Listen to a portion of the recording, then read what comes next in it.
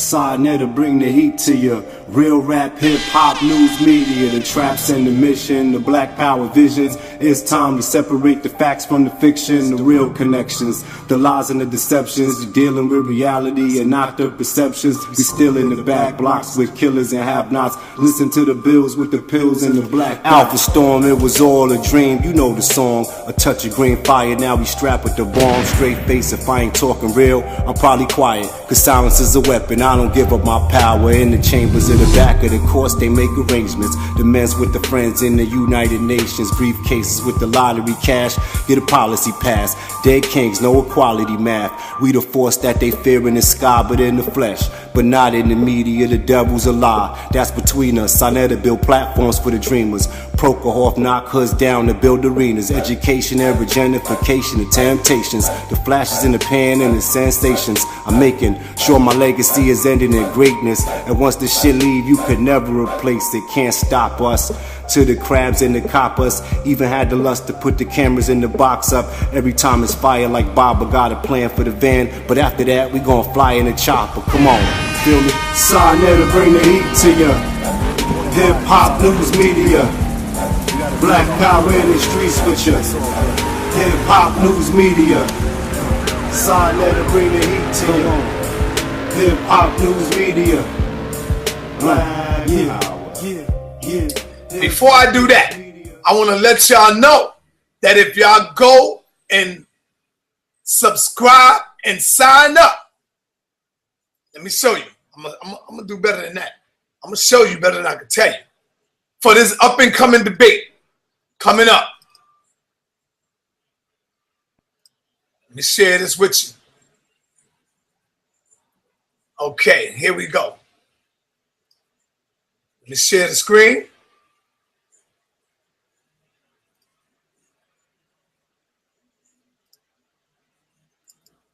Okay, here we go, family.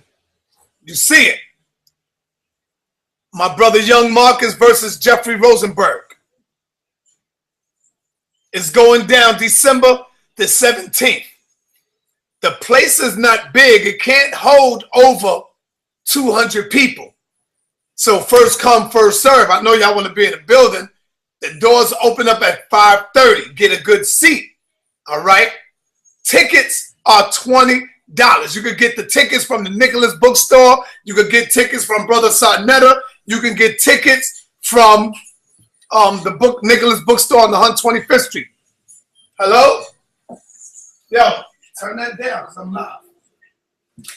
Okay. You can also go to the live stream. And this is the live stream that you're looking at right here. You're looking at the live stream. Go set up your live stream. You see where it says get ticket. All right. Click on that. It's on my Facebook. Click it on. You'll see it on the video when we finish. Click on it. And the first 25 people, you will have a discount. You will be getting a discount ticket for those who sign up first. And the code, let me give you the code. The code that you put in when you go and pay for the live stream is December 17th. Remember that. December 17th, and you will have 20% off of getting the live stream. The first 25 people, do it now. All right? Listen to me, because it's going to be jam-packed. I'm already in there looking at how many tickets are sold. It's going to be jam-packed. Okay? So, for this debate, go and subscribe right now. Get your ticket. The first 25 people will be getting a 20% discount. The code that you put in, I'm going to repeat, December 17th. Once you subscribe, it's going to ask you for the code. Put in December 17th, and you get 20% off. Okay? So there you have it. Now, moving right along.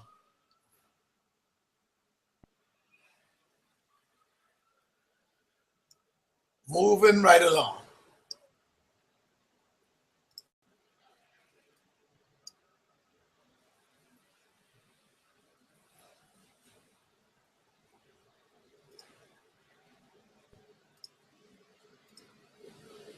Same thing with this, family.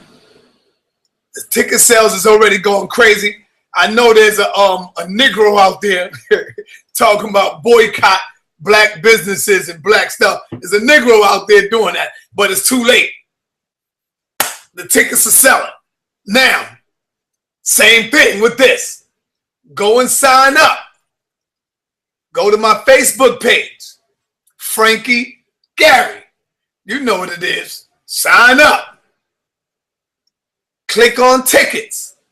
And we have a 20% off of the first 25 people that will be getting the tickets. There's a 20% off. Okay, family? Make sure you put in the code December 18th for this one. For this one, the code is December 18th. The first 25 people that will be viewing the live stream. As you can see, I got a powerful live stream now going on. This is going to be a powerful live stream where I will be using my camera, not the webcam. The camera that you see when I'm on the street that can zoom up, zoom back, zoom in. That's what we using. We turning it up. This is a pay-per-view. I paid some money to get it. All right? People been helping me get the real shit. We got the real shit now. So I'm going to be zooming up, zooming back. It's going to be good. We already ran tests and everything. Make sure you get the live stream. The first 25 people will be getting a 20% discount rate.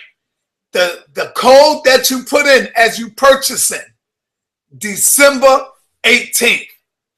The other one with Marcus, if you want to see the one with Marcus, is December 17th. Hope y'all taking notes. Hope y'all writing it down so y'all don't say, well, damn, I didn't know. You know, if you don't know, you're going to be paying regular price.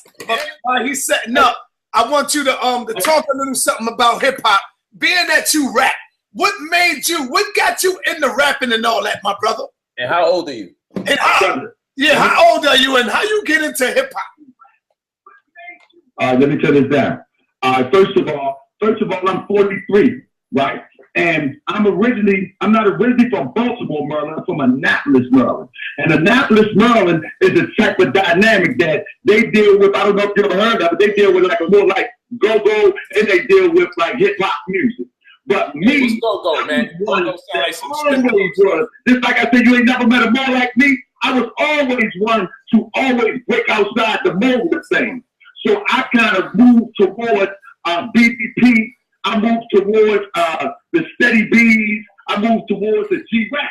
I was always on the cutting edge of what was going on in the hood of Annapolis. And then when I moved to Baltimore, it all took shape. You know, the story that G-Rap told, you know, it resonated with me. It resonated with me. So that's what it was. Okay, brother. G-Rap was my man back in the day. So, his story resonated with me. So I'm going to tell you something, man. You got some skills, brother. I'm not a hater. I'm not no hater. You got some skills. I like the way you put your little punchlines together. What got you into writing, brother? What got you into this writing thing?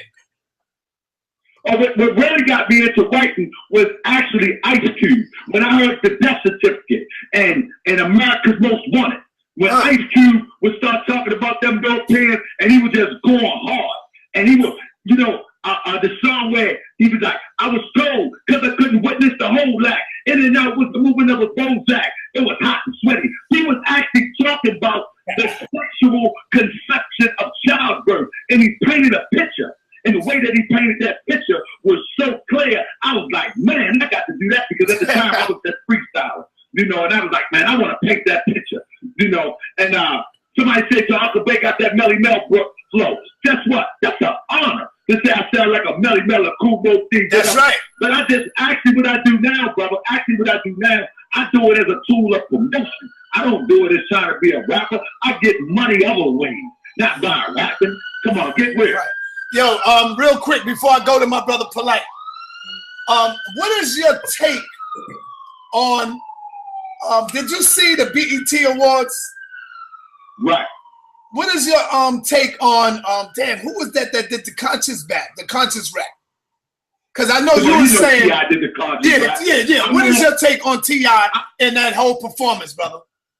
Yeah, I know where you're going with this. Check it out. The T.I. I like. That's not the T.I. I like. The T.I. I like is Rubber Band Man. Wow, it's the Taliban.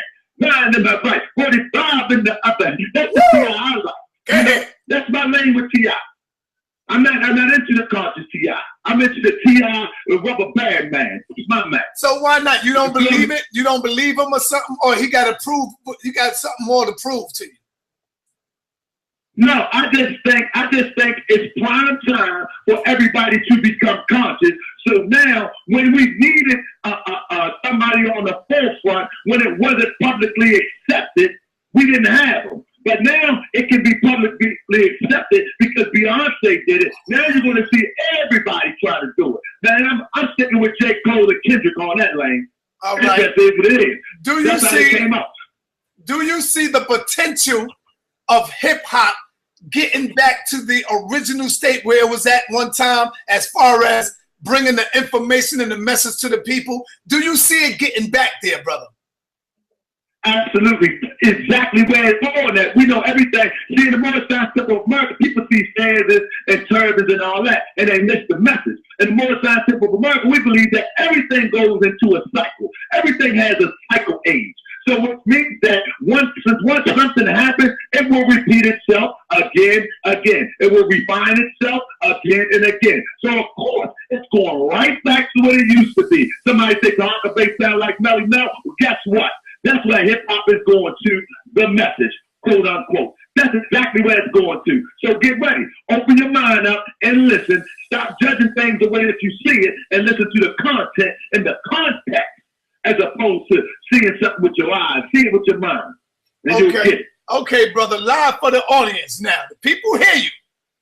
Do you see yourself working with Brother Sarnetta in the future? Like me and you working towards the upliftment of our people, because we both have that fire, that passion. And I can say for you, Tahaka, I know deep in my heart that you do care about the people. You just go about yours. You just go about yours a different way. And you know, I care about the people and I do mine a different way. How can me and you bridge this gap, brother, to make it even better for the, for the people?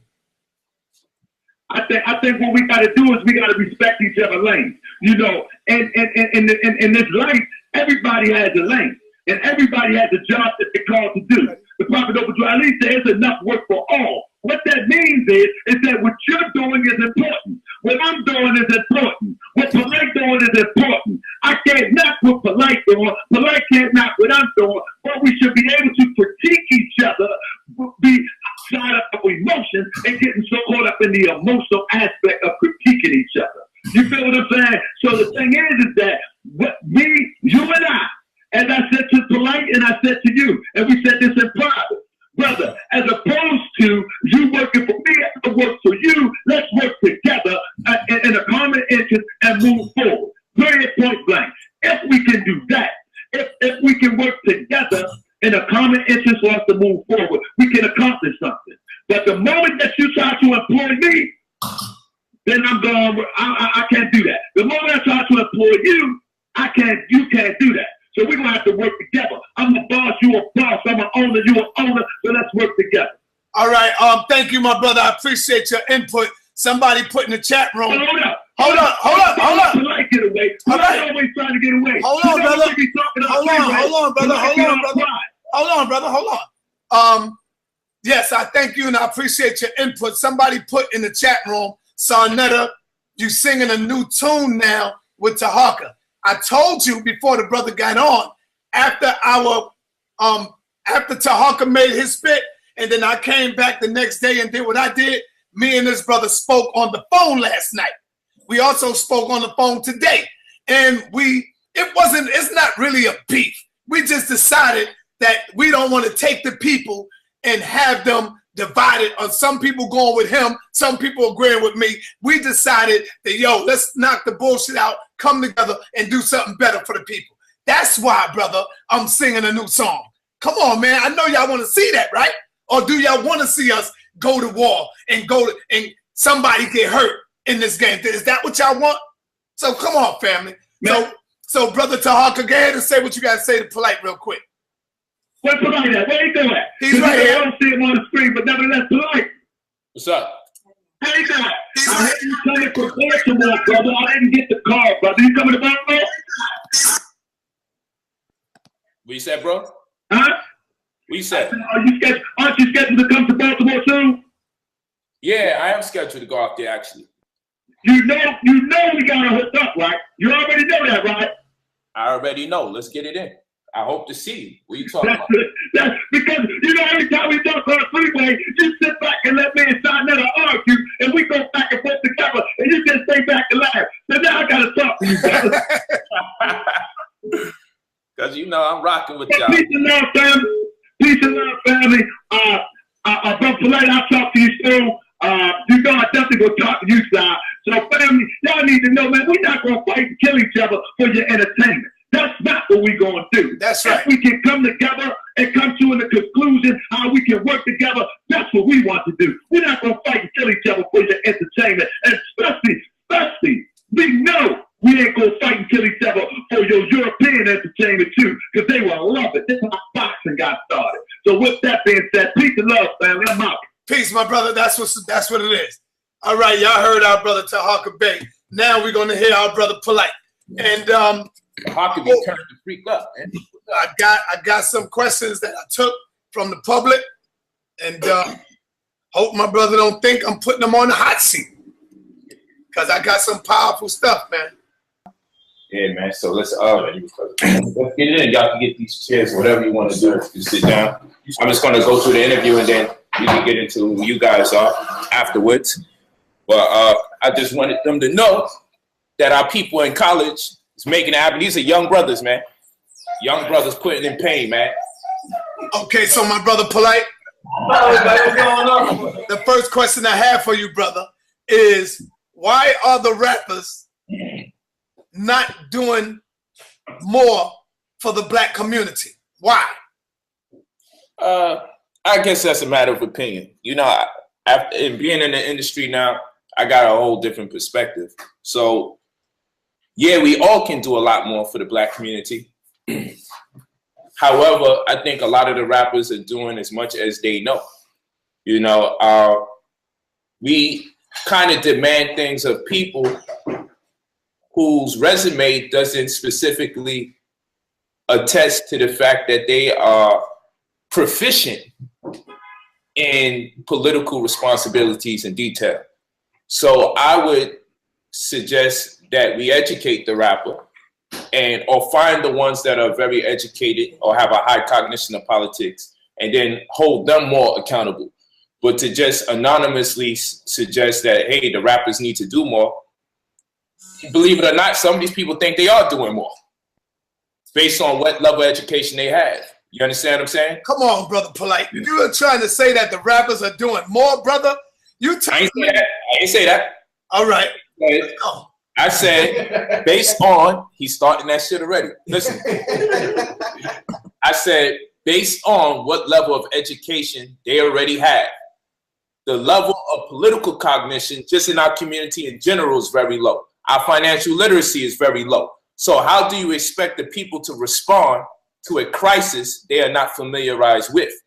You know, these brothers and sisters will give out $100 bills in the middle of a video shoot and feel like, you know, they putting in work in the community. Yeah, but you know what? They will also give out millions of dollars to the goddamn police department too, and forget all about the black man that been shot. They forget about the family. I don't think they forgot. But they give out millions of dollars to these goddamn peckerwoods and crackers that killed our baby. Jay-Z did it. Hold on. Jay-Z did it. Puff Daddy did it. And goddamn it, your man did it. Your man, the game. He gave up some money too to some fucking cops out there. You know? And these are the bastards that's killing our people. So come on, brother. Let's deal, man. Slow down. Jay-Z also provided way more jobs than any of the brothers that I know of in the black conscious community. Game has provided hundreds of thousands of dollars to people suffering from cancer and other illnesses. So you see, we'll look at what they donated in an effort to change the situation, and we may disagree with that effort, but we shouldn't undermine the other things that they have done that for us, we may not feel the impact immediately, but it doesn't mean that they're not giving in a capacity to which in they believe they're doing their job. What needs to come in is more education. That's what I'm telling you, because when people are not educated on a certain level, we're expecting the rappers to be politicians. And then the politicians no longer have the onus on them to make way for results. That's what I'm telling you. When crises take place, I hate when we look to LeBron James and we look to Mayweather to fix the situation when we got so-called black leaders out here that are supposed to be the ones we respond to mobilize the people. Now, I know these brothers and sisters have resources, but I will only hold the people that are part of black nationalistic and or political organizations more accountable than I would hold any old rapper. With a rapper, I take the good with the bad.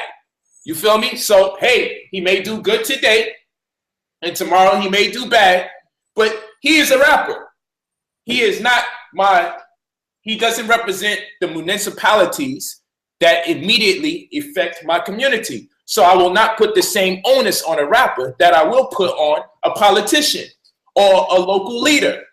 You feel what I'm saying? So I'm not letting them off the hook. Yes, they can do a lot more, but you only can do as much as you can, granted the level of information that you have. You feel what I'm saying? So I'm just coming from a different place because I understand both worlds, because I come from both worlds. I'm still in both worlds. So I got to just up the conversation on both sides, and I'm just trying to find a healthy medium, because when it becomes too contentious amongst the people lacking in resources and the people lacking in education. So on one end, someone has a lot more education, and on the other end, the parties have a lot more resources. The two of them wind up in contention, and then that does no good for the whole. Okay, my brother. You call yourself a celebrity mentor. That's cute. You call yourself a celebrity mentor. What exactly do you do for the brothers and sisters in sports, music, and entertainment, my brother? Well, as a celebrity mentor, or I choose to say conscious advisor. Right. And the reason why I use the term conscious advisor is because, euphemistically speaking, I control that particular paradigm because I'm segueing for something that has not been allotted to people in this particular capacity. So what I mean by that is this. You could say life coach, but the connotation around life coach wouldn't incorporate what I contribute to people's lives as overall when I do my mentoring. So I say conscious advisory, right? And in turn, I've been acknowledged as a celebrity mentor, and I like this, so I kept it going. As a conscious advisor, it can entail any of a number of things. For instance, as a conscious advisor for those who may not be able to afford me, but not limited to that particular tax bracket, I've constructed management opportunities. And through my management, I'm able to give advisory whilst at the same time reciprocity takes place. Meaning I'll be engaged in something that's mutually beneficial to myself as well as the parties that indulge in my services. The reason why that's very important is because mentoring can be very time consuming. As an example, there's a couple people online that's like, hey, he's charging for private consultations. Well, when people go to psychologists, they go to therapists, or they even get checkups, those people get paid to communicate with you or consult you. But when it's time for me to do consulting, it should be free. So what I've learned to do is to be as innovative as possible in this industry. So for some people who cannot afford me in ways that my upper end or higher end clients can for my mentorship, if they have a talent that I'm interested in, then I take them on as far as my management company is concerned. And through my management company, I'll educate them in matters pertaining to politics, pertaining to economics, and pertaining to consciousness. And in doing so, I get to cover the job, I get paid, and they get paid. Now, overall, as a conscious advisor, I help my high-end clients add educational components to their brand that are responsive to our diaspora, where they can make their monies, but they can more effectively and immediately address the issues that are plaguing our community. Like, for instance, if you look at Meta World Peace, we're actively engaging in erecting 3 schools in Indiana through a real estate venture that we use. Through mentorship, he's able to make those kind of decisions that I believe are, which we collectively agree, will impact the community a whole lot more than just perhaps donating to police to make it look like, well, you know, we're being a bit apologetic. We just want everybody to know that we're not mad at the police. Like, these are things, these are efforts that are being made because a lot of these brothers and sisters don't have brothers and sisters around them. Okay, so they're CPAs, they're publicists. All these people are normally white, or just non-blacks, I should say. So these people are hired, they're attorneys, to look out for their best interests and needs. And part of their concept of doing for their client based on their best interests and needs, or their specific interests and needs, is to stay away from anything fanatical because it's not good for branding. So these are people that's hired to protect our people when they become high-end clients in a higher tax bracket. So what happens when the people that you hire to protect your best interests and needs realize that, hey, you may want to get involved with contributing to your community? Well, them being non-black will incline them to do the things that they believe are the least likely or will make them less susceptible or vulnerable to destroying, hindering, or having the viewership misconstrue their brand. So that's why you don't see them moving in ways we would expect them to move, because of the people that they have hired around them, that they've acclimated themselves to responding to their advice on several different tiers. Doesn't matter if it's the CPA, doesn't matter if it's the attorney, doesn't matter if it's the publicist or anybody else dealing with PR. So what they need is someone in there to shake it up a bit, who can kind of get them to do more things while at the same time not hindering their brand.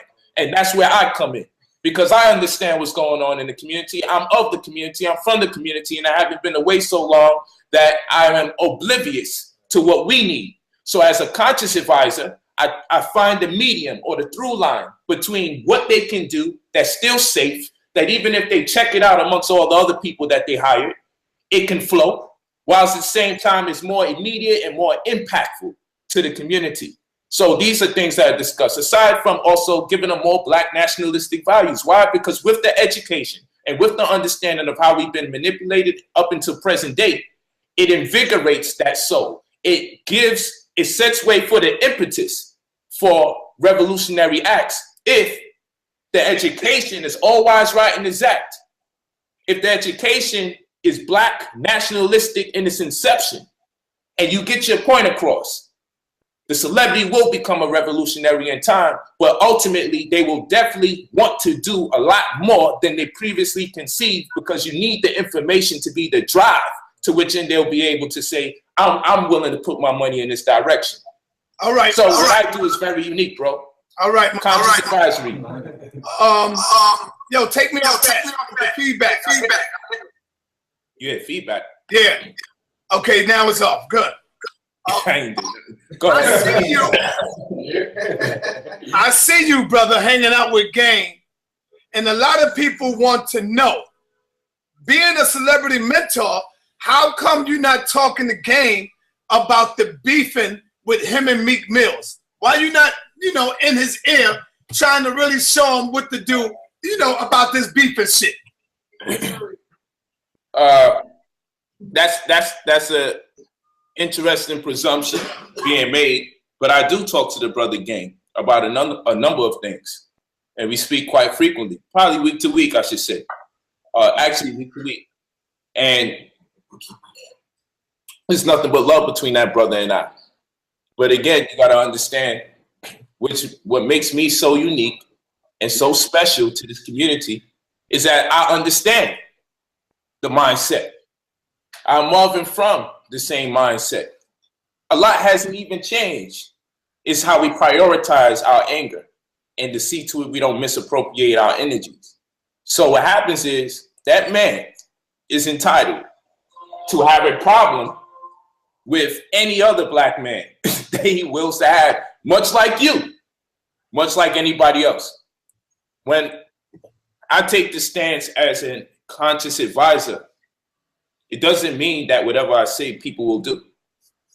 And my approach isn't to tell people what to do. That's the interesting part about what I do. I don't tell people what to do. I don't tell people they're right, and I don't tell people they're wrong.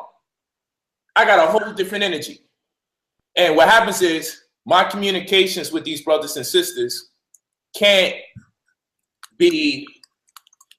go into a space of betrayal like we do in the conscious community oftentimes. I'll give you an example. It was a young brother that I just spoke with on the phone, and you was on the phone. We don't got to mention his name. Everything was peace. 8 hours later, he put up a video. When we asked, yo, why you put out a video going against me? We just was on the phone. Why you ain't tell me you had this problem? We was just talking on the phone not too long ago. How 8 hours later you put up this damn video? You know what I'm talking about, right, sir? Mm-hmm. And so I had to sit here and decide how I'm going to respond to this weird situation. But guess how it made me feel? In my Negro state of mind, I'm like, I want to put in pain because I'm like, yo, I just talked to him on the phone. He didn't even tell me all that. Then 8 hours later, he publishes a video sharing ideas and his views about me that I didn't even know existed prior 8 hours ago. So that could cause an issue. And it normally does in many communities. But I just refrained from responding to him in that manner. And even when I said something, it just wasn't, I didn't have the same zeal that he had towards me because I'm just in a different space. Nonetheless, there was another time that I spoke with a brother in the community in confidence. Everything was cool. And so he was defending somebody from his organization. We spoke, it was peace. Next thing you know, I see him and his organization put out videos. And I felt the way again because I said, yo, we just spoke on the phone. How could you do a video? And I spoke to you in confidence. He's like, yo, we cool, you know what I'm saying? But I have to do that for the team. Now, let me bring it back. Me speaking to Game. I could do a video and say, brother Game, brother Meek Mill, brother Game, what you doing is horrendous. What you doing misrepresents the black community. Come on, black man. We could be better than that. Now, I could do that, right? And that could appeal to the conscious community. But how might I look like to the brothers and sisters who confide in me and tell me their viewpoints and trust me with the things that they're saying about their perspective? How might that make me look? You see what I'm saying? That's like, oh, man, since this brother builds with me, he got to do a damn video, and then he has to condemn me in front of the people. So I'm so locked into the politics of the community, I can't maintain a confidentiality, not even as a client, an employer type of energy, but a friend. You feel me? So how could I be a friend of that brother and then turn around and say, hey, when there's an issue with him and someone else, let me go public and condemn him in the public? No, I speak to the brother in private, in confidence, and guess what? Providing the things that he told me is accurate, I agree with him from a street perspective. I do. So now I'm in a quandary because I agree with him from a street perspective. And I love Meek, but not really for his music, just because of his come up and coming from a hard place. Sometimes I just like rappers for different reasons. So for Meek, I'm more a fan of his come up and where he come from as far as Philly's concerned. It's right on the cusp of New York. You feel me? Or I should say Trenton more so, but that's all family. New York, New Jersey, Philadelphia. That's all us, right? So I love seeing his come up. I love to see where he's come from and where he's at today. And I wish him the best as a black man because I know it's tough. I know he's talking about after DC4, his new album, he says he don't want to make no more music with fratricidal content. He don't want to make no more music engaging his brothers violently and propagating those kind of violent messages. I got to support that concept. So I'm rocking with Meek on that. Game shows me incredible love. and we talk about revolutionary acts, and we talk about plans and visions to do certain things and the way things need to go about being done. Granted, his paradigm and my paradigm, and how dangerous it would be if we really put our stuff together. So these kind of conversations exist. So when your brother gets into a conflict with another brother, it does not behoove me to publicly condemn him, more rather to be there for him the best way I can in a support system. So in a support system, when I speak to the brother, I give him my perspective when it suffices to. Sometimes you gotta let people vent their frustrations and say what it is.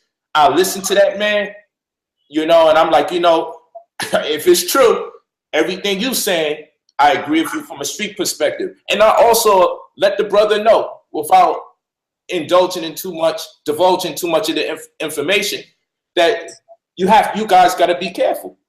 Because if at the inception of your conflict is the fact that police were involved, then understand that these same police or the same government can use the two of you to create a distraction that is necessary for them to employ whatever deceptive tactics or divisive tactics they have. And in the interim, they can kill you both off in the process to settle for war amongst communities, and neither one of you be responsible for each other's deaths. We've seen this before. So don't think I haven't communicated these ideas to my brother.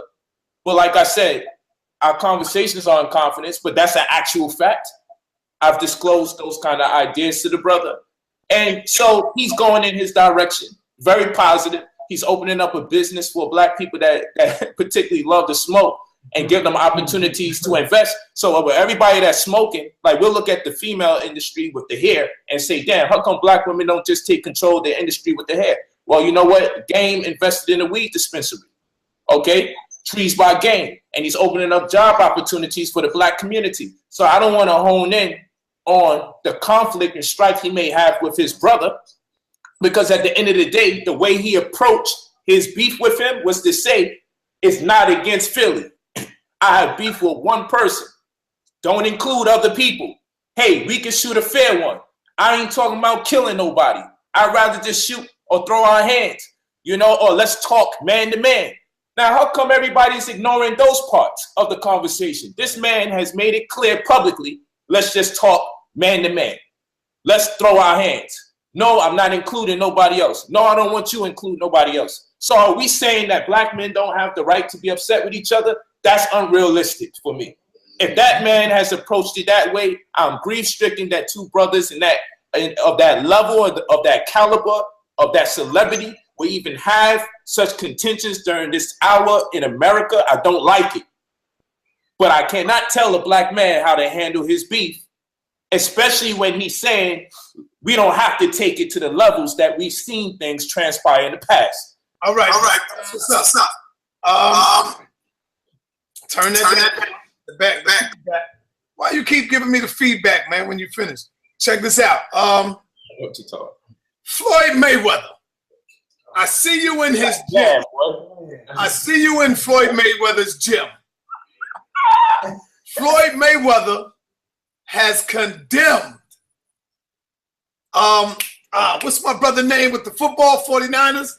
Come on. Kaepernick. Yes, Kaepernick.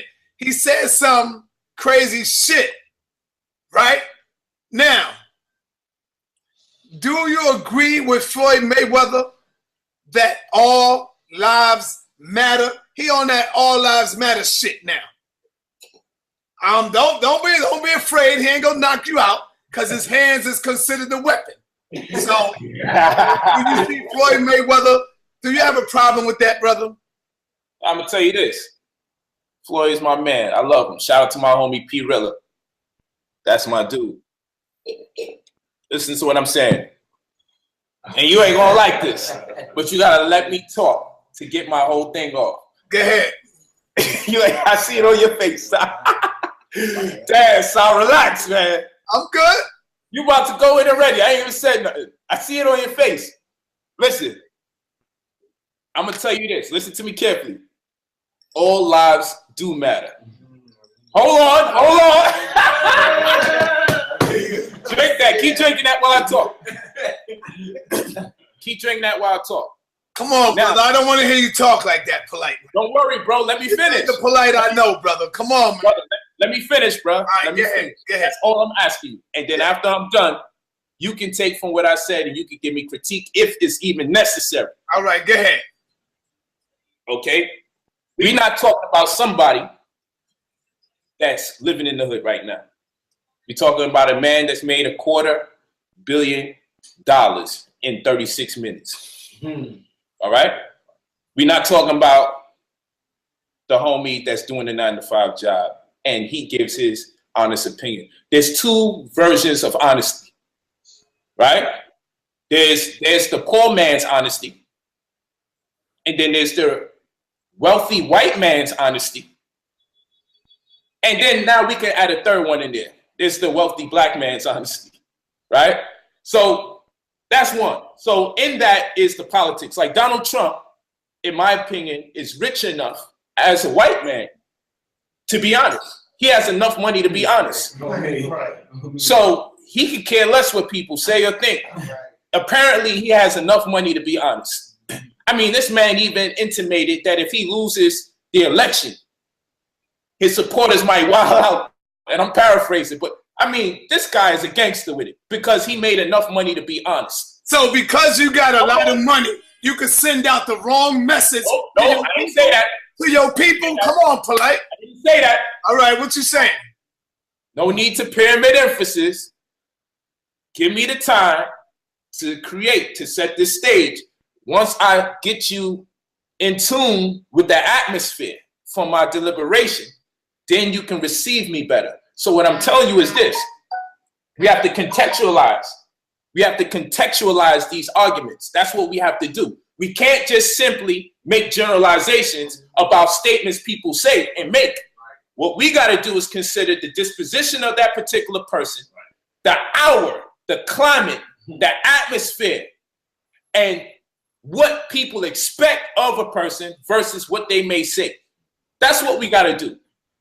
And then we also got to consider, is this guy a politician? Is he Mayweather, the politician? Is he Mayweather of politics? Or is he Mayweather of boxing? He's Mayweather the cone. He's Mayweather the fucking cone. I love Mayweather. But when I see his disparaging remarks on going on a brother that's standing up representing, hold on, he's representing black people. Don't you know there's singers, Polight, that stood up because they heard Kaepernick and they said, you know what? I don't even want to sing that motherfucking song no more. Hold on. They said, I don't even want to sing that motherfucking song no more because I don't feel good singing that song. It might be more educated. This fucking little ass, cold ass nigga, because he got a lot of money, I'm going to miseducate the babies out there and make them think it's all right. All lives fucking matter. No, listen, Polight. Black lives are the one that matters, brother. We the one being shot down like animals, like dogs, like nothing. Let me ask you a question. Ask me whatever you want. Let me ask you a question. Let's do this. Let's box. No pun intended. Let's box. The way Mayweather, because see me, I look at the character. Before I come to a conclusion about a statement they make, I try to see how they were edified. And I'm looking at what he's invested most of his life into and where he's achieved his most success. And I also have to take into consideration, this man is not a politician. He did not go to school for politics, okay? This man is an incredible boxer, okay? So what you just did was describe every motherfucking in the hood. We didn't go to school. We ain't a politician. We ain't do that. We dropped out of school. All you did was describe all these niggas in the fucking hood, brother. Yeah. Come on, man. You might have missed something. You might have missed something. What has this man invested most of his time and energy into as far as his life is concerned? Boxing. Now, you're going to talk to me about all the other people, right, who are not as educated or proficient in politics. But what have they committed themselves to most of all their life and then achieved a certain level of success? I am not making concessions to mediocrity. Hold on. I am not making concessions to mediocrity. I'm saying if we're going to draw a conclusion, let's think about the events and the circumstances that surround this black man, because when we see black men doing wrong by each other and the white man says we are criminals, we then say, well, look at 400 plus years of slavery and then 60 years suspect that we've been free, that turnover that they allotted for us to suddenly become functional citizens or human beings amongst each other, thriving in our own paradigm, never being left to our own vices. We say that that is incredibly ridiculous to have such high expectations of a people that have had to endure for so long. Yet, when we talk about one of our brothers and sisters that has an opinion that we disagree with, we never take into account their path that has led them to that point. So what I'm saying is, my brother, take your time with me. Take your time. What I'm saying is, when I look at this man's career, because I have to see how he's been edified. When I look at his career, did he box as a businessman? Did he take on fights as a businessman?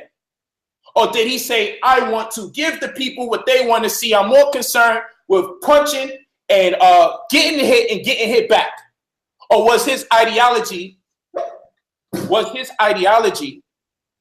to hit and not get hit, as well as take fights at pivotal points in his career where it sufficed to take them on because he would make more money during that time?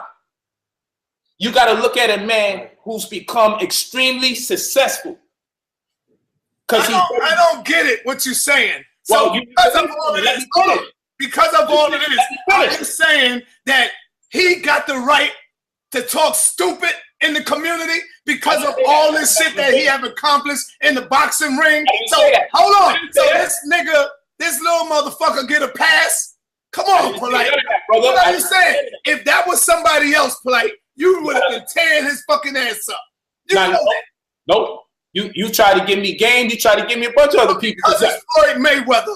Come on, man. Don't sugarcoat nothing for this. You gotta allow me to smack this motherfucker up with the truth, Polight. Smack him up with the truth. You got to allow me to finish my point, though. You get your points in and out each time you disturb. All right, go ahead. But you see, and you go off over there somewhere, hear something, and then you come back here and go off. No, I'm right here. I'm just setting up the camera. Yeah, but you'll be back again once I start flowing. So what I'm saying is this, just listen carefully. If a man achieves a great deal of success thinking a certain way, okay? If he achieves a great level of success because he's made his decisions predicated on business, ethics, timing, okay? His decision-making process wasn't the conventional decision-making process for any other boxer. He's made a huge success of himself through making decisions based on what was best for his brand to alter his reality, thereby making him a master of his own destiny. Take that into mind. Now he's getting asked the question during political strife in America. You feel me? In his world, in his mind, being abused by white people a different way, being abused by black people a different way. He's managed to keep his focus on his business, never lose a fight no matter how much adversity he's been subject to.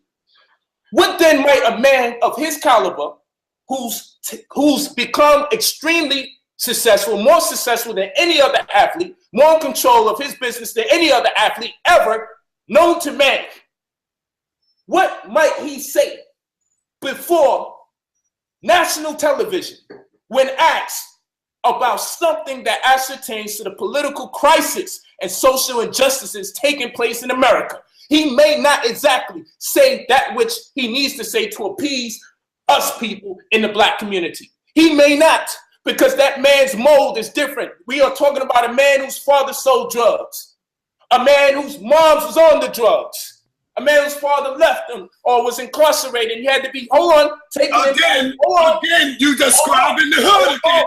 You describing the hood again. You describing niggas in the hood, but we Show me a nigga in the hood that got $700 fucking million from what they worked for. Oh, so is that what it's about? So is it because of the money? Come on, man. Because of the fucking money. What do you mean? Come on, Polight, What man. do you mean? That nigga don't get a Hold on. Stop. Hold on, Polight. Let me say this. No. This nigga's a billionaire. Stop. You gotta let me ask it. Hold up. I'm not doing it. You gotta let me ask this.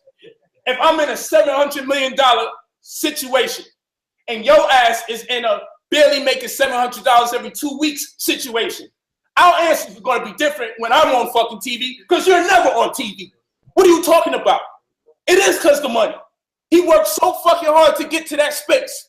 So he could say any fucking thing he wants. I didn't say that. I didn't say that. But that's what we talking about. I did not say that. That's what we talking about. Hold on, let me say this real quick. For the family out there, you see me and Polight going in.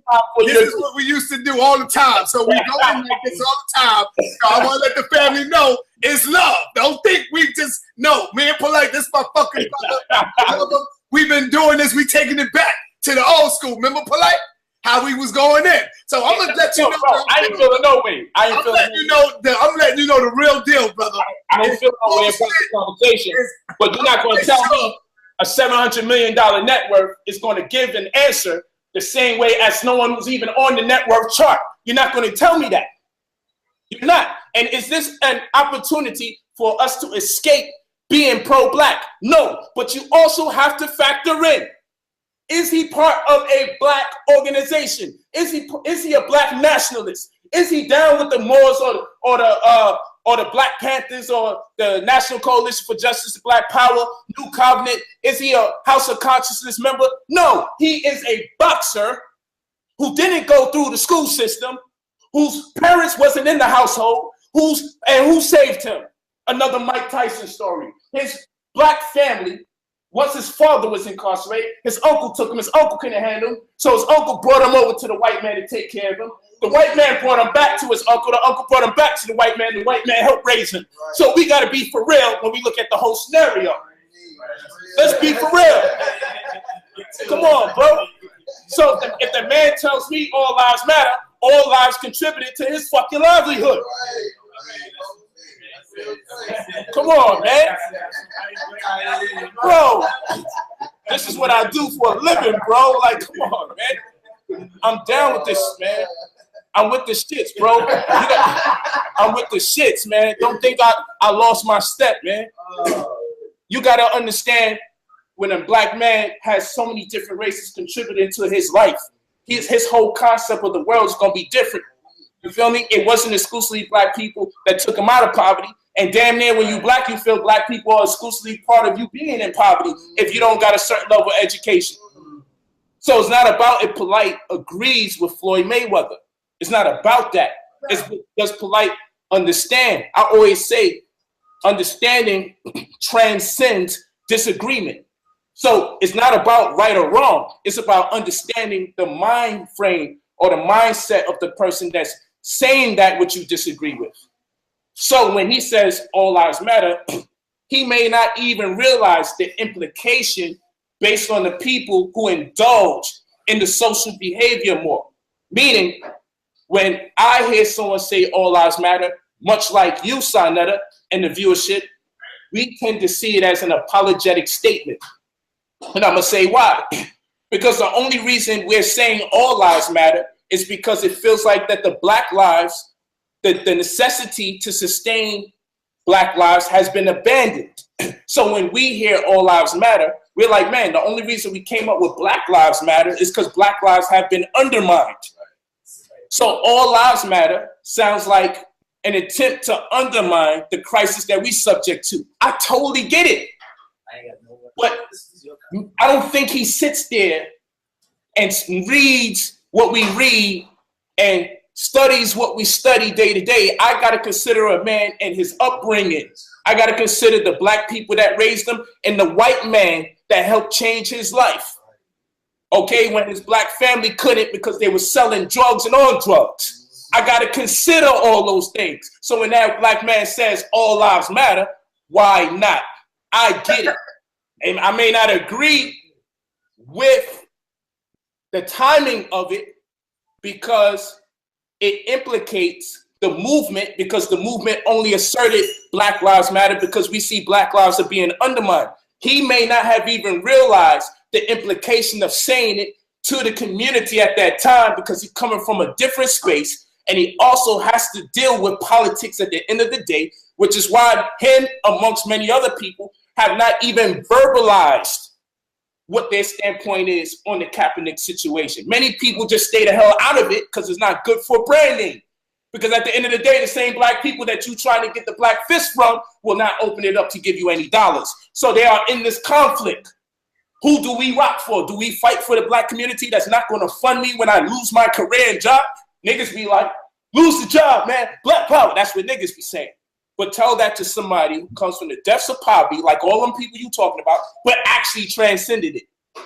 Who's going to give it up after all that hard work, all the punches he had to take in his head, all the push-ups and all the pull-ups and all the punching on the bag and the long days and long hours where everybody was clubbing, drinking, and smoking, and he had to refrain from that, all the sex he didn't indulge in, just to get to that point to now say, well, you know what, to throw my black power fist in the air and let this shit go overnight. No, bro, it's a lot more going on in people's mind than that. Polight, I hear you. I'm with the Black Lives Matter. I hear you, but I don't agree with you on this topic. Because I'm not upset with the brother for saying it. If this Negro supposed to be black, if he's down with us, he's down with us. If he's not, this. So let me ask you a question. Yeah. Now let me move on, Polight. One more thing. Yeah. Many of these boxes got nothing but non-black people working around them to help him.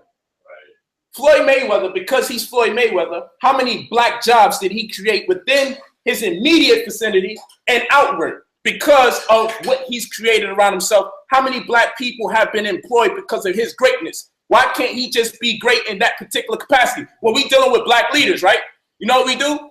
Well, that brother's good for the psychology, and that brother's good for the economics, and that brother's good for the militaristic vibe. But then when it comes to our black celebrities, we can't say, well, you know what? That brother's good at creating job opportunities. Let me tell you what I see here. Hold on, man. Hold on. And he's employed. He has shown us the blueprint for how to be a master of your own destiny, employ your whole family, employ their family, and employ people you don't know that's black after being the center of greatness. All right, now. I gotta say this real quick. Hold on. One more. But politics may not be his forte, brother. Politics, he is not Mayweather of politics. He is Mayweather of boxing. So I do not go to Mayweather for my politics. I go to him for my motivation, for my determination, for some of my business acumen. I am not going to him for political advice. All right, let me say this real quick. Let me say this, and I want to move on to the next question. Go ahead, bro. Throw your shot. What you remind me of, brother, and I mean no disrespect to you, brother, is that you remind me of the leaders, right? When you look at Minister Farrakhan, I love him. When you look at all the other leaders, Al Sharpton, when you look at all the leaders, they are making fucking excuses for the celebrities because they got fucking money. So we don't want to fucking criticize them. What excuse I made? Hold on. Because I might come across. Because I might cross their path. Call him a fool? Let me finish, brother. Because I might, mother effort. See, you don't want me to talk. Now you're doing this. I'm sorry. You got it. Right. I apologize. I sat back and I listened. So when we look at Farrakhan and we look at the Al Sharptons and the Jesse Jacksons, these motherfuckers do not criticize when they do some fucked up shit because they might cross their path and get a little bit of money. I hope you're not going in that direction, brother. Because this is what I hear from you. You're not criticizing these motherfuckers when they do something wrong. You got to put your foot on their neck, and then they might see it and say, damn, well, you know what? He right. But if you're going along, then you're not teaching them nothing, Polight. Not teaching these motherfuckers nothing. I like what you said. Spank their fucking ass when they do wrong. Pause. That's all I'm saying. Let me talk to you. Hold on. Let's keep that point. Let's keep that point you made. Now, let me ask you a question, my brother. And let's be real about this. We teach this pro-black information, correct? And no, I'm we're talking about Floyd Mayweather right now. No, I'm not talking about the black movement.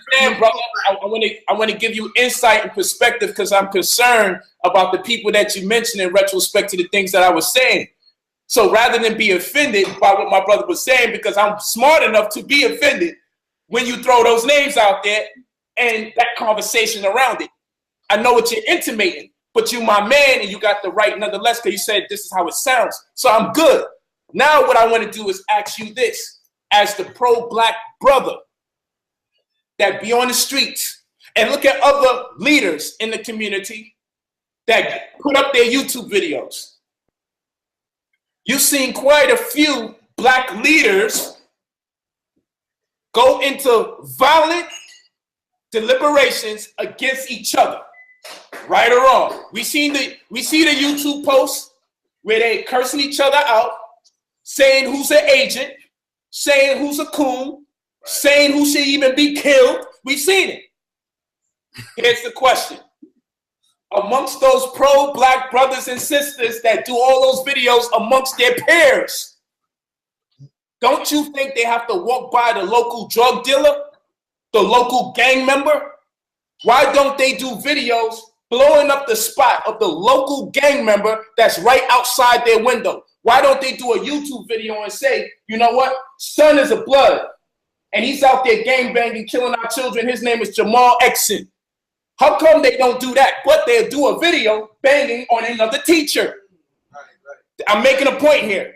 You've seen this and you know this to be true. Family, if you're online, you know that all these teachers that bang on each other to preference because they all have to walk by the guys who's selling the dope, selling the crack, pimping the women, and gang banging. They know who they are. Some of us say hi to them on the way home, hi to them on the way out. But we will do the videos condemning each other, calling each other agents and coons and motherfuckers. Now, that is permissible. Watch Polight. Hold on. Watch this. Watch this. Watch what this got to do with Floyd Mayweather? I'm telling you. Watch this full cipher. Now, Polight. Now, watch this. Now, Polight can be around Floyd Mayweather. Polight can be around the game. Polight is around Anthony Anderson. Polight is in Puffy's crib. Why would I do a video when I see these people every day? You feel me? When I can just be like, you know what? Hold on. Hold on. Stop. Go ahead. For some, not all, the same reasons the conscious man who curses everyone out that he knows that's conscious, but doesn't curse the people out and blow up spots of the people that's doing the dirty work. In a similar capacity, if I am able to see you, why should I violently address you if I'm able to see you? Right. You feel me? So what people fail to realize is the work is being done. But when you know you are living amongst people or interfacing with people and you can connect with people, my approach is going to be different from the person far away. We've seen it in the conscious community. The further you are away, the more shit you talk. The closer you get, we not banging on the gang members. I ain't seen none of these conscious brothers step to the drug dealer in the community and threaten them the way he threatened his own brother or sister that teaches. So for me, that's permissible in the community, but it's not permissible for me to say, you know what? I can communicate with these black men. I connect with these black men. All right, brother, you're taking it somewhere else. We ain't even talking about that. Good. Now, we are talking about that. Now I'm going to get to another question. You ready for this one? Put your foot on their neck was your word. Are you ready for this question? Almost. You said put your foot on their neck. That's your words. Here go another question for you, brother. But why do our people? The camera's not going to be on every time someone is building with somebody else, bro. That's all I'm trying to tell you. And the way we approach communicating with our brothers and sisters determines how effective we are in our deliberations. You got to respect that. You guys can come off harsh and brass all you want because you are from a distance. Real people in the real world, when they can interface with each other almost at will at certain times, know better than communicate. Let me go because I got a guest, Polight. I want to hurry up and get this question. Yes, man, why when our people make money, right? Why when our people make money, they end up leaving our community, how come they don't stay in the home and rebuild their community? Even you left, Polight. Why is this the case? Why is this the case? Why you have not stayed in your community and build up your community, brother? Rebuild the motherfucker. America's Most Wanted today, Sal. What's up? I'm just asking you the question, brother. Yo, I'm going to tell you why people leave the community when they make money. First of all, let's get it right. It's not a black community. It's a white community populated by black people because we don't run the municipalities. We don't run the medical institutions. We don't run the educational institutions. You feel what I'm saying? We don't run none of these things. So it's black people occupying white-owned space. So that's one. So whether I jump from one purportedly black community that is really a white community to the next shouldn't be the determination. No different from if I'm driving a Rolls Royce that's 300 plus grand and another Negro say, oh, you cooning, while he's driving his Toyota Prius that's also made by a white man, then I know what the problem is actually. If I can wear my Versace shoes made by the white man, but you can wear Payless shoes also made by the white man, and you want to make a distinction amongst me, I know what the problem really is. So, if violence is on the rise in the black community, I'm not saying to ignore the people as far as helping them, but why do you have to live amongst the violence to prove the point? I'm gonna tell you this, and you see, it's an experience that many people don't have. I don't lock my car doors. I don't lock my home doors. I don't got bars on my window. This shit is amazing. My refrigerator makes ice. That to you may be small. That shit is big for me. It's a fucking dream. So I come from some shit. You feel me? So now when I get an opportunity to see my child not have to be subject to the prostitution, to the gunshots, we become so desensitized that in the community when we heard gunshots, we didn't even run no more. So long as it was a certain miles radius away, it sounded like we just stayed outside. Never mind the fact we could get hit by a straight. We just got tired of ducking and running whenever we heard gunshots. But we heard the shit every month. Every month. It didn't have to be the 4th of July where they lick them in the air. We heard it every month. And you know what? We got complacent with it. And when we walk down the block and we see murals of rest in peace and candles on the floor because someone got pushed back, it's not healthy, bro. And then you're talking about living in a community where some of your worst memories, all your worst memories took place. So why stay? Because you have the power to change it. That's why you stay, brother. You can give up about living in that power. You got the power to stay and make change. I got the power. What about everybody else that got the power? How come that shit ain't changed yet? I ain't the only one with the power. Everyone in the community got the power. How come the shit ain't changed? When I leave, it's like, no. We just about to change it, Pete. Come back. Fuck those motherfuckers, man. I ain't staying in that motherfucker. Them niggas will kill me for doing better amongst them. I'm not playing that shit. I ain't a baby. So maybe that's why you saying all lives matter now. You see, you out there. See, because if you was in Brooklyn, in Harlem, you know Black Lives Matter. Let me ask you a question. That you out there, all fucking lives matter. Come on, man. Hold on. All lives matter is not my slogan. I'm playing with you. That's okay. I thought I lost my brother for a minute. But I would like to ask you, who is the leader or the creator or the founder of all of Black Lives Matter? Are they homosexuals and Jews? Yes. So you see, when I say Black Lives Matter, I get this itch. Because I know when they accomplish their goal, they're going to turn it back over to the people that we are in conflict with. You feel what I'm saying? So it's a catch-22. A nigga say all lives matter, we hate you. Niggas say Black Lives Matter, we're destined for homosexuality and Jewish control. So what I'm saying is, I don't know who the leaders are. They made sure no one would know who the leaders are because in its inception, it was created from people either non-black and or homosexual. So that's another grievance that I got about that whole situation. I'm down with the concept Black Lives Matter, but it's another NAACP waiting to happen.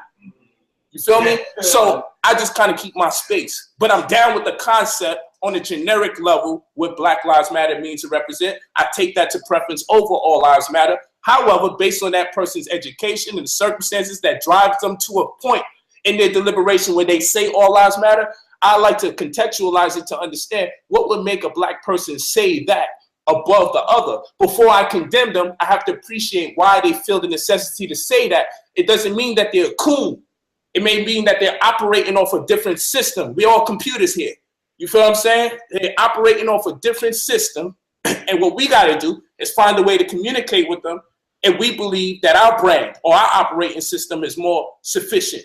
We can't always just go into the violent, contentious verbalization of how we feel about people that disagree with us. That's how. So I'm not going to. Let me ask you this, man. I moved out the community. Let me cap the last part off. Let me cap that last part off. So I moved out the community.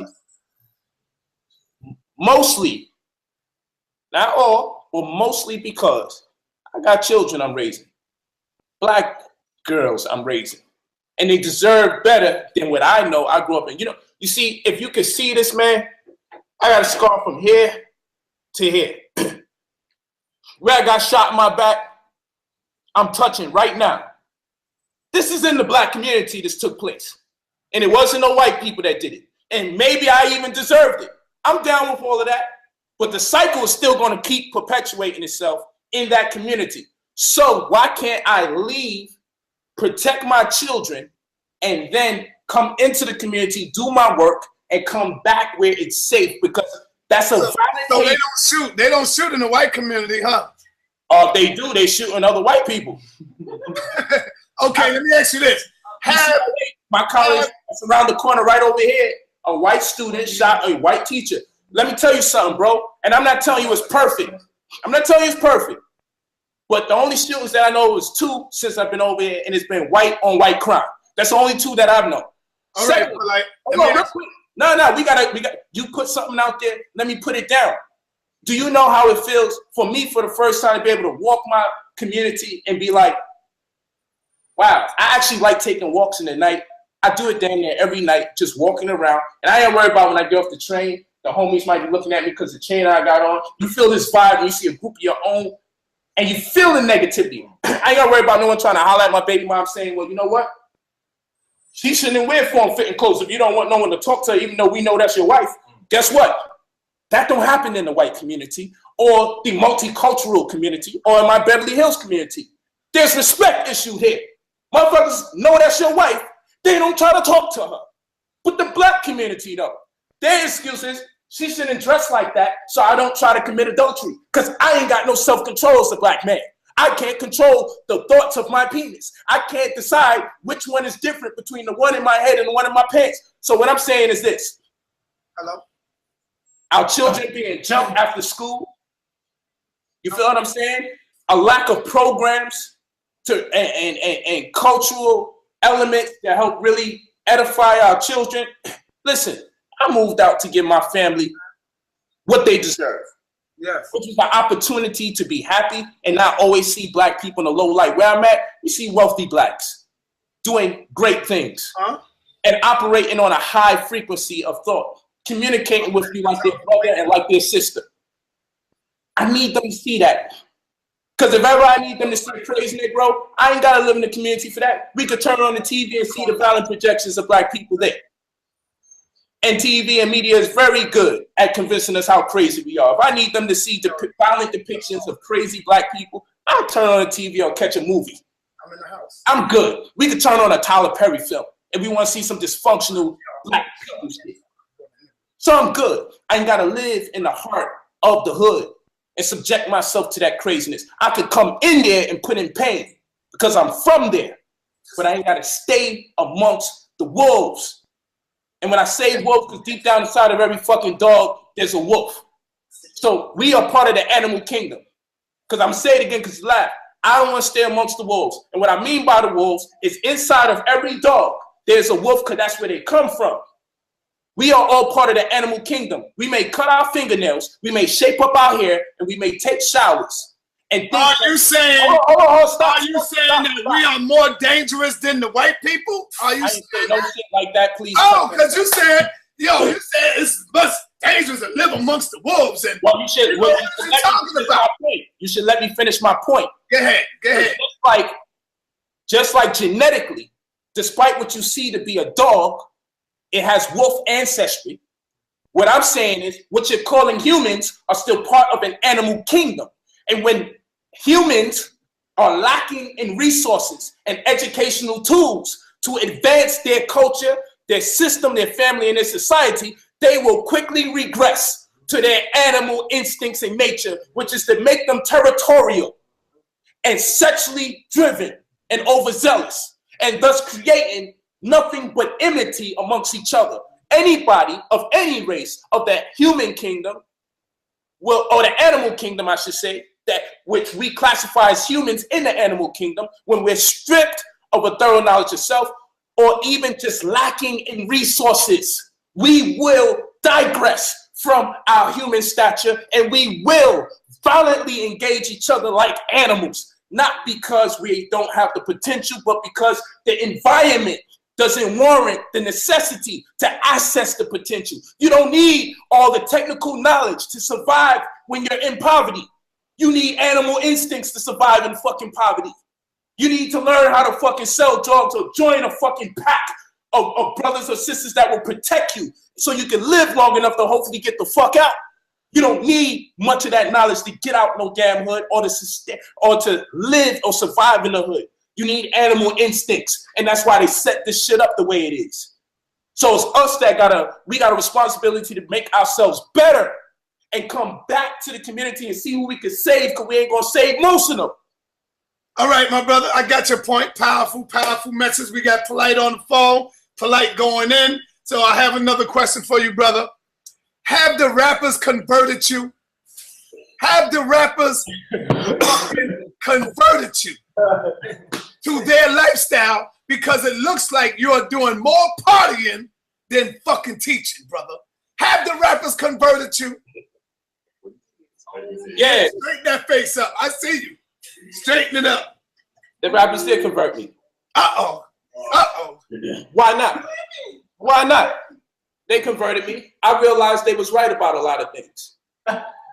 These same rappers said, fuck the police. Right? These same rappers said money over bitches. Now, though I don't call women bitches, I believe the concept is don't misappropriate your energies or your be a euphemism hip-hop wise for business.